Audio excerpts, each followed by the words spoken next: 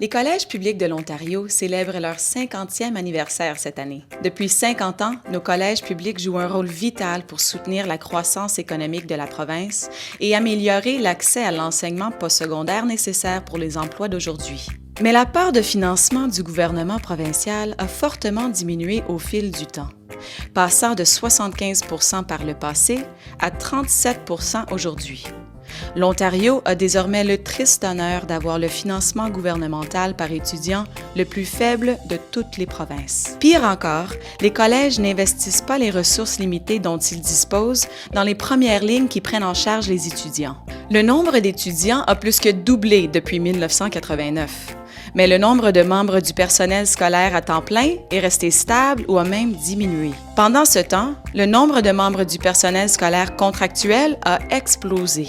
Nous avons atteint le seuil où 70 % des professeurs sont des membres du personnel scolaire contractuel, sous-payés et sans aucune sécurité d'emploi. On leur assigne souvent des cours à la dernière minute et ils ont peu de temps pour préparer les cours ou rencontrer les étudiants.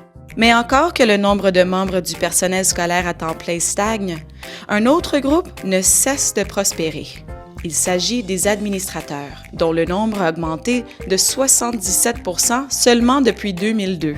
Ainsi, tandis que les collèges comptent de plus en plus sur les droits de scolarité pour couvrir leurs dépenses, les étudiants ont de moins en moins accès à des professeurs à temps plein et nous nous retrouvons avec des classes surchargées qui nuisent à la réussite scolaire.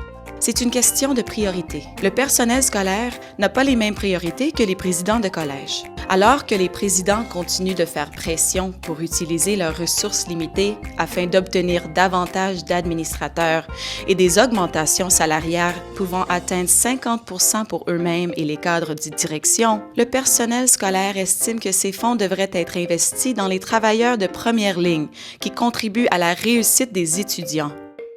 Selon vous, quelle devrait être la priorité des collèges de l'Ontario?